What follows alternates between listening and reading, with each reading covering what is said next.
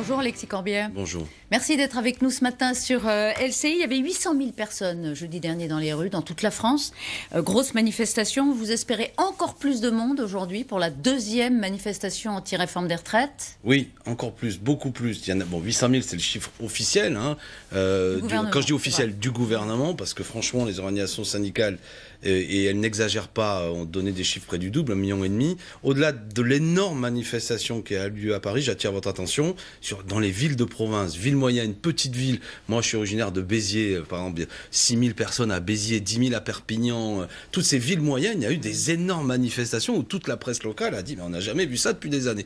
Donc ça démontre la profondeur de la protestation et du rejet de la réforme, notamment ce système à points que les gens ne veulent pas et qu'on va retrouver aujourd'hui évidemment avec des systèmes même d'organisation de la grève. Je vais prendre un exemple ce matin, l'école de ma fille, je vois les enseignants sont tous contre la réforme, mais ils s'organisent, certains sont en grève aujourd'hui, peut-être des collègues sont peut-être pas en grève, mais soutiennent malgré tout les grévistes pour qu'on puisse accueillir les parents, un peu que ça soit pas trop la galère. Enfin, moi je trouve qu'il y a quelque chose qui s'organise très puissamment. Vous voulez dire qu'il y a une logique de mouvement qui va durer? Ah ouais, moi je crois, les gens ont compris, mais il y a une détermination.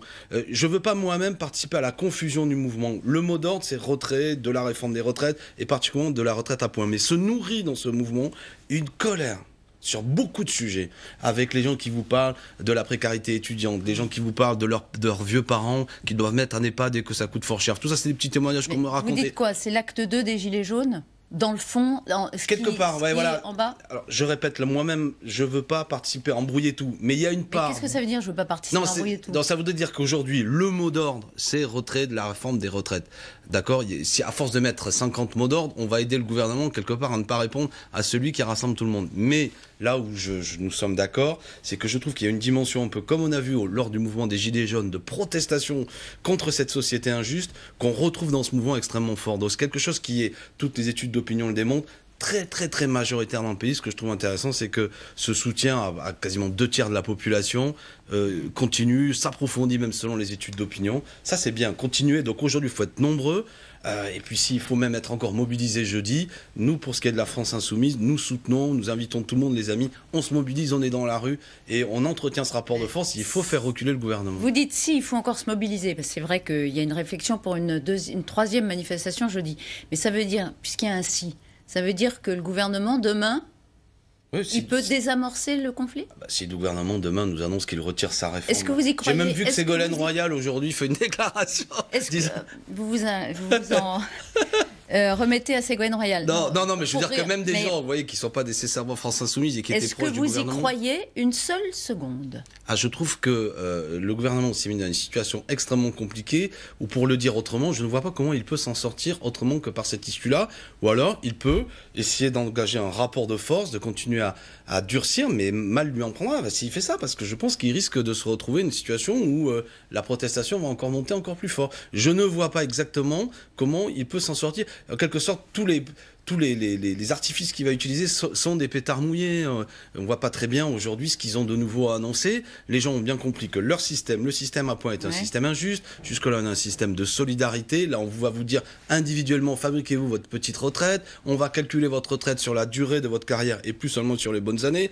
Tout le monde a compris que ça veut dire, évidemment, parce qu'on a des carrières compliquées, beaucoup de précarité, parfois, que votre retraite sera moins bonne. Je rappelle qu'aujourd'hui, au-dessus de ça... qu'on en reparle dans le détail. Non, mais aujourd'hui, 60% des gens... Pour rester sur la détermination, oui, pardon, une seconde, Alexis Corbière, vous permettez, on écoute Emmanuel Macron qui en a dit un mot hier. Il a tenu un point presse avec Vladimir Poutine et Angela Merkel après un sommet sur l'Ukraine. Et il a eu cette phrase en invoquant la réforme des retraites. Regardez. J'ai pleinement rassuré Vladimir Poutine en lui disant que les manifestations à Paris ne concernaient absolument pas la réforme des retraites menée en Russie. Et chacun autour de la table sait ce qu'est une réforme indispensable à son pays et ce qu'elle implique d'être menée. Ça relève de l'action du gouvernement et des annonces qui seront faites demain. Je n'ai pas senti une grande inquiétude, je vous rassure. Pardon, réforme indispensable, répète Emmanuel Macron, qui par ailleurs, Alexis Corbière, ne semble pas impressionné outre mesure. Oui, on ne sent pas la fébrilité. Ça, c'est le droit dans ses bottes version Macron. Mais j'ai rien compris à sa blague, là. J'ai dit à Poutine que c'est... Franchement, y compris le caractère forcé. Non, mais le caractère forcé du rire démontre qu'en vérité, il y a un souci. Parce que quand on rit sur quelque chose comme ça qui n'est pas drôle, sous-entendu, je suis détendu, ça donne plutôt l'impression qu'il y a une certaine inquiétude et qu'il fait de la communication. C'est son problème, franchement. Et je veux dire... C'est décalé. Non, mais oui, parce que, sérieusement, il y a un pays entier qui est en train de se lever et ça le fait rire, il n'est pas inquiet. Mais n'importe qui, même s'il soutient sa réforme, il devrait être inquiet. Il devrait ne pas être dans un côté j'en ris parce qu'il ne se passe rien d'important. Oui, ça passe quelque chose de très grave. Ce pays est en train de s'arrêter de travailler. Donc il ne le sent pas, Emmanuel Macron. Écoutez, il a une communication qui se veut détendue, un peu comme les managers, même pas mal, sauf qu'en réalité, il est face à une difficulté. Ce serait bien qu'il la prenne au sérieux. Les gens ne veulent pas de sa réforme. Ils ne veulent pas travailler plus longtemps parce que d'ores et déjà, ils estiment, les gens, et ils ont raison, qu'ils travaillent trop tard. Je rappelle que jusqu'à... Il ne prend pas ça au sérieux. Non, je dis que sa communication est maladroite. Il devrait plutôt, avec gravité, dire que cette réforme, lui, ou du moins, observer qu'il est face à une difficulté. Et ne pas le prendre un peu, là je parle de communication, à la légère. C'est l'image qu'il a voulu donner. Non, avec mon pote Vladimir, j'en rigole, il n'y a pas de problème. C'est ça qu'il nous dit. Eh bien, je dis à monsieur Macron, vous avez une difficulté, et c'est pas vos blagues, par ailleurs, je comprends pas bien, et monsieur Poutine, qui vont désamorcer les choses. Parlez sérieusement. Ce dont les gens sont inquiets, ils ne veulent pas que leur pension baisse. Ce qu'il vous dit là, pardon, Alexis Corbière, c'est qu'il ne retirera pas son texte. C'est ça la ligne du gouvernement. Et d'ailleurs, il ne l'a même pas encore présenté, dit-il. Mais ça, je vous répète, c'est le droit dans ses bottes d'Alain Juppé 1995 à la sauce 2019. D'accord ? On en a vu des gens droit dans leurs bottes qui n'allaient pas bouger.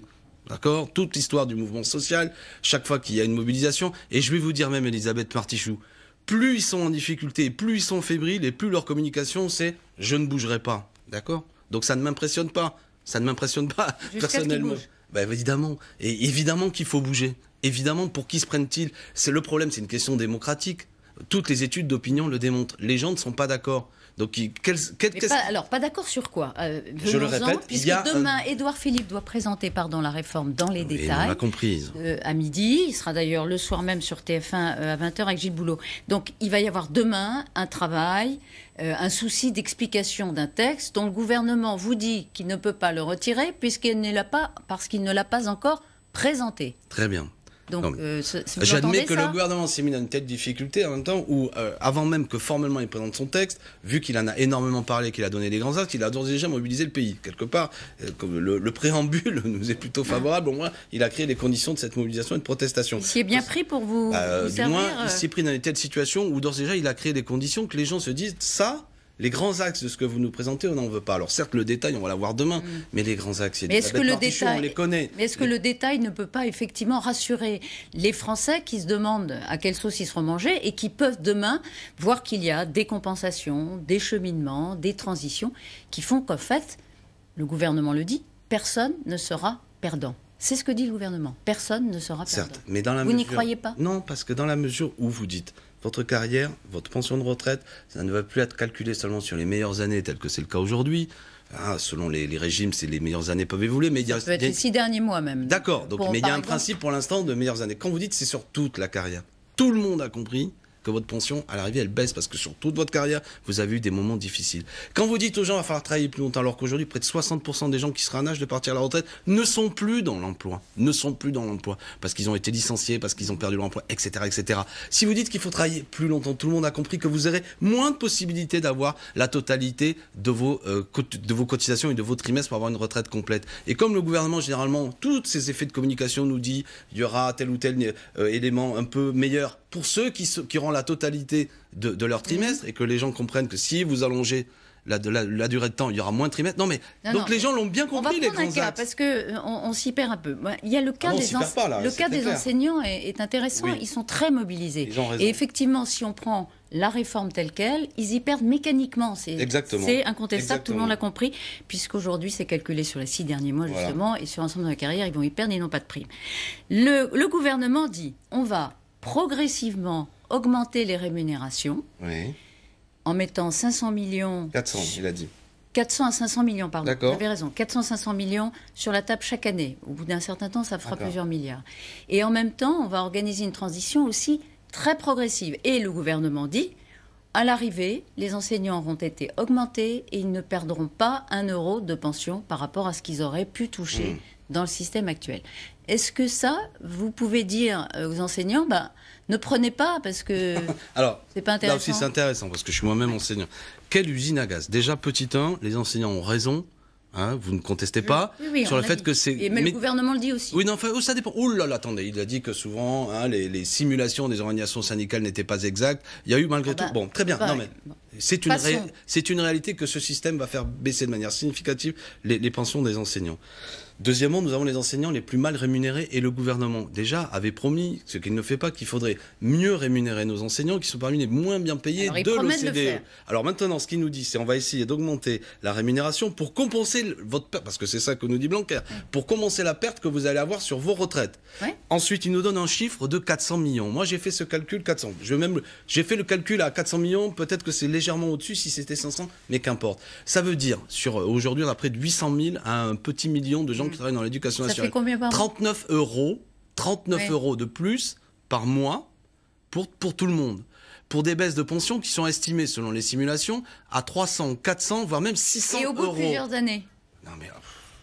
Non mais... C'est extrêmement... Non mais on verra. Déjà, vous dites que ça n'est pas vendable. Non mais admettez qu'à ce stade, c'est très compliqué d'aborder les choses. S'il y a une augmentation de salaire qui est prévue pour les enseignants, ils en ont bien besoin. Nous avons les enseignants les plus mal payés. Mais je ne vois pas en quoi cette augmentation de salaire des enseignants qui est indispensable, et j'ai envie de dire, et les enseignants prennent, doit aller de pair avec le fait qu'on va baisser leur pension de retraite pour faire en sorte qu'ils ne retrouvent aucune amélioration dans leur pension de retraite. Il y a un côté, donne-moi ta montre et je te dirai l'heure de la part de Blanquer, c'est je te prends d'un côté, j'essaie de te redonner de l'autre, mais à l'arrivée, franchement, tu gagnes pas vraiment. Donc c'est inutile. Non mais si on peut obtenir une augmentation de salaire, tant mieux, ce sera gagné. Ça ne sera gagné qu'au prix de la mobilisation actuelle. Les enseignants continuent à être mobilisés. Si vous voulez d'ores et déjà ces 400 à 500 millions d'augmentation de salaire, les amis, mobilisez-vous. Déjà que Blanquer au moins lâche cette augmentation de salaire. Mais les enseignants sont pas idiots, c'est pas parce qu'ils gagnent, ou du moins ils obtiennent une augmentation de salaire légitime, qu'ils doivent perdre sur leur retraite. Jean-Luc Mélenchon, Marine Le Pen et la CGT sont main dans la main. C'est ce qu'a déclaré hier la porte-parole de La République En Marche, Aurore Berger, députée.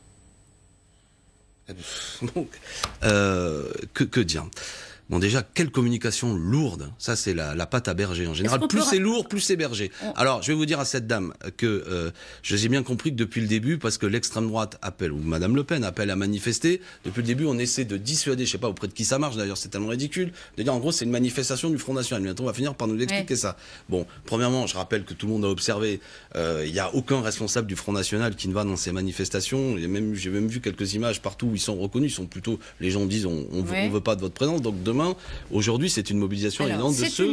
C'est une allusion au fait que Jean-Luc Mélenchon a salué, certes avec ironie, mais salué quand même, le fait qu'il y avait le renfort du Rassemblement national dans les cortèges. Mais non, mais vous-même, Qu'est-ce que vous lui répondez à Robert? Non, mais le certes avec ironie, qui nécessite une certaine intelligence en son degré, n'est pas dans le registre de Madame Berger, qui soit ne le perçoit pas, qui a de l'ironie. Quand Jean-Luc Mélenchon dit pour une fois qu'elle ne nous demande pas de faire la chasse aux Arabes. Qu'est-ce que vous lui dites? Mais j'ai rien à dire à Aurore Berger, tellement c'est lourd, c'est nul, quoi. Si je dise rien, c'est quoi qu'il faut dire? À quoi faut répondre? Se défendre du fait que vous pouvez éventuellement troubler. Quand Jean-Luc Mélenchon mais non, mais je trouble pas. Non, mais c'est important. Mais personne n'est troublé. Non, le retour vers l'humanisme de Marine Le Pen, c'est ce qu'il a dit. Est-ce que vous admettez que ça puisse quand même éventuellement un peu troubler? Pas du tout. Mais non, pas du tout. C'est que de la com. Je répète la phrase de Jean-Luc Mélenchon et dire pour une fois qu'elle ne demande pas aux salariés de se diviser en faisant la chasse aux étrangers, mais qu'elle dit il faut lutter contre cette mauvaise réforme et que quelque part au second degré elle fait un pas plutôt vers l'humanisme, c'est une bonne chose. Voilà ce que dit Jean-Luc Mélenchon. D'accord? Non mais on a bien vu parce que tous les petits soldats, tous les petits poids de la Macronie sont sortis. On peut dire que vous tentez de séduire l'électorat populaire, que séduit aussi le Rassemblement national. On peut pas dire ça? Elisabeth Martichoux, pourquoi on perd du temps à reprendre la communication du gouvernement qui est nulle, qui ne marche pas, qui consiste à dire n'allez pas manifester? Mais non, mais parce que c'est normal. C'est normal. Vous vous opposez au gouvernement. Le gouvernement vous accuse. Attendez, à gros sabots avec les chaussettes à clous, les En Marche nous disent n'allez pas dans la rue parce que c'est une manifestation de Madame Le Pen avec Mélenchon. D'accord? Donc, hormis, je veux dire, c'est un épouvantail à moineaux. Et ni vous ni moi ne sommes des moineaux. Donc, ces manifestations sont pour le retrait de la réforme. Et s'il y a des gens du Front National ou Rassemblement National qui sont contre la réforme, ans. Eh ben très bien. Et vous savez, dans la rue, il y a plein de gens, il y a même des gens qui votent Marine Le Pen, très bien. On se retrouve tous pour demander le retrait de la réforme. On va pas se diviser parce que Madame Berger, n'ayant plus rien à dire, consiste à dire il y a des gens qui votent RN là-dedans. Non, Madame Berger, vos astuces à 2 balles, ça ne marche pas. Répondez sur le fond. Et Madame Berger, qui n'a, franchement, qu'elle nous explique pour quelle raison il faudrait travailler plus vieux, à 66 ans, et pourquoi il faut baisser les pensions de retraite, plutôt que faire des astuces qui sont un peu rikiki, ou du moins à sa dimension. Vous, on va dire un mot quand même du procès hier, puisque le tribunal de Bobigny a donné son jugement dans l'affaire de la réquisition tumultueuse. Juste un mot. C'est vrai que cette affaire, vous le reconnaissez vous-même, a écorné, a fait du mal politiquement au mouvement, en tout cas en termes d'audience électorale. Est-ce que ce combat social là, contre les retraites est pour vous quand même l'occasion de revenir fort politiquement ? Il faut que la France Insoumise joue tout son rôle, être utile à ce mouvement pour qu'il n'y ait pas de recul sociaux. Donc de ce point de vue-là, si on parle de la France Insoumise, Jean-Luc Mélenchon et tous ceux qui animent ce mouvement, autrement que les images montrées régulièrement de cette perquisition houleuse, tant mieux, parce que nos fondamentaux sont là, dans ce qui est de se projeter vers une société plus démocratique, écologique et sociale. Mais non, mais c'est quelque chose qui a été utilisé pendant un moment, c'est pour laquelle il faut tourner la page. Ce procès très politique a été organisé uniquement pour nous flétrir. Ces perquisitions ont été organisées uniquement pour nous flétrir. Et les condamnations aussi pour vous flétrir ? Oui, uniquement, c'est des condamnations très politiques qui sont absurdes. Je veux dire, vu qu'il faut aller vite, la principale absurdité, c'est ma relax. C'est ma relax. C'est absurde. Je suis celui qui quasiment est le plus protesté à cette occasion, d'accord ?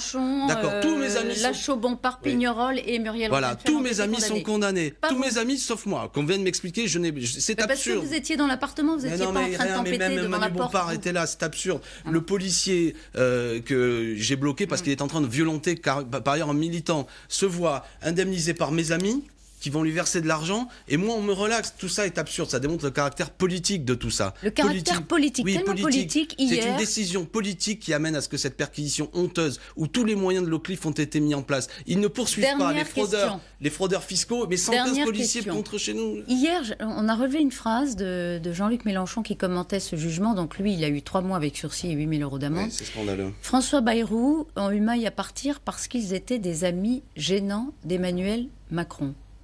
Pardon, vous maintenez que François Bayrou a été mis en examen vendredi dernier parce qu'il était un ami gênant d'Emmanuel Macron ? Oui, bien sûr. Je maintiens le fait qu'il y a aujourd'hui une instrumentalisation politique de la justice dans tout ça. Y compris pour François Bayrou ? Y compris pour François Bayrou. C'est une manœuvre du président. Je vous fais préciser ça. C'est une manœuvre d'Emmanuel Macron, président, pour gêner son partenaire du MoDem. J'observe que M. Bayrou, qui aurait pu être une alternative à M. Édouard Philippe, ou aurait pu avoir un certain poids à l'intérieur de la Macronie, a été neutralisé là-dedans.